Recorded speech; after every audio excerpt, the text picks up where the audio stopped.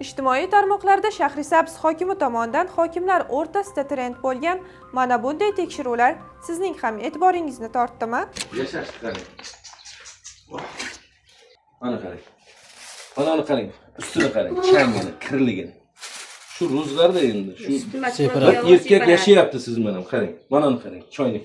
Videolarda tuman hokimi fuqarolarning xonadoniga kirib, hovli, oshxona, o'choqboshi, tomorqa va hatto yotoqxonagacha kirib ko'zdan kechirayotgani aks etgan. Xonadon egasining yashash tarzi tanqid qilinib, uy ichidagi tartibsizlik muhokama qilingan. Ayrim lavhalarda esa uy egasiga nisbatan bunday uyga hech kim kelin bo'lmaydi.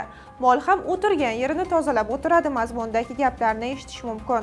Bundan tashqari xonadonni mahalla Telegram guruhiga chiqarish va jarima qo'llash haqidagi topshiriqlarni ham videolarda ko'rishingiz mumkin. Shundan so'ng tuman hokimligi rasmiy munosabat bildirib, xonadonga adashib kirilganligini, mahalla raisi qo'shni uyni ko'rsatganligi sababli tushunmovchilik yuz berganligini ma'lum qildi. Shuningdek, uy egasidan ruxsat olinganligi va tashrifning maqsadi faqat ozodalik hamda tomorqadan samarali foydalanish bo'yicha tavsiyalar berish bo'lganligini ta'kidladi.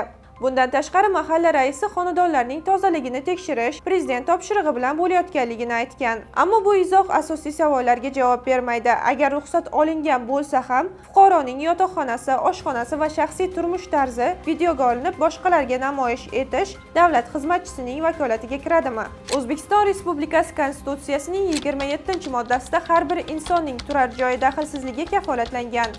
Unda yashovchilarning roziligisiz uyga kirishga yo'l qo'yilmasligi belgilangan. 65-moddada esa xususiy mulkning daxlsizligini davlat himoya qilishi nazarda tutilgan. Bu normalarning mazmuni shundan iboratki, fuqarolarning uyi davlat idoralari uchun erkin kirib chiqiladigan joy emas. Mansabdor shaxs ham qonun belgilagan chegaradan tashqariga chiqa olmaydi. Bu yerda yana bir muhim masala, hokimning asosiy vazifasi nima?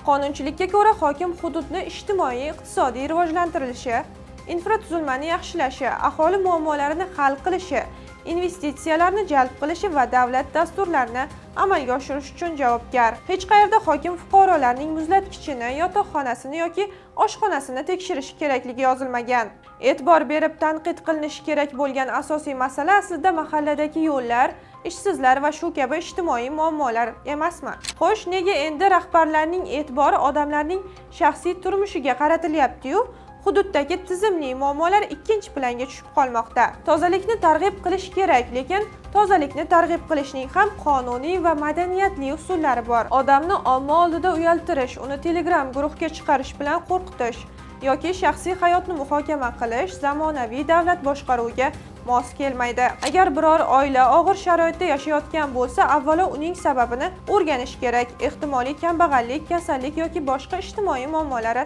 bordir. Davlatning vazifasi tinch yashayotganlarni jazolash emas, muhtojlarga imkon qadar yordam berish emasmi?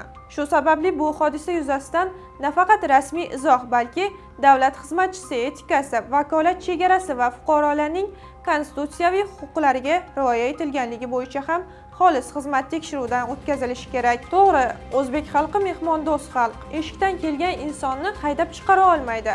Hatto yashab turgan yeriga bostirib kirishsa ham shaxsiy hudud, shaxsiy chegara degan tushunchalar ularga begona. Ayniqsa biror bir amaldor kelib qolsa-ki, gapirmay qo'ya qolay. Chet davlatlarga havas qilamiz, yangi O'zbekiston qurmoqchimiz, yurtimizni farovon qilmoqchimiz. Lekin bu xalq hech o'z haq huquqini talab qilay demaydi. Xo'sh, sabab nimada? Davlat boshqaruvida o'tirgan ayrim amaldorlar bir qarasangiz daraxt kesishadi, bir qarasangiz byudjetning mablag'ini yeyishadi. Yana bir qarasangiz xalqni uyiga kirib qaynonalik qilishadi. Yana bir qarasangiz oddiy insonlarga do'q qilib lavozimini suiiste'mol qilishadi. Xullas, tilim qursinda aytilgandek, istayashgani tagiga musor to'kishadi noinsoflar. Nima, ayrim hokimlarga boshqa ish qolmadimi yoki vakolatlari o'zgardi-yu, biz bexabar qoldikmi?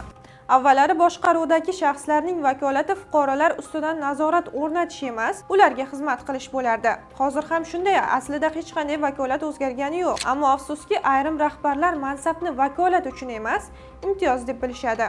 Axir xalqning ishonchini qo'rquv bilan emas, adolat bilan qozonish xato gapmi?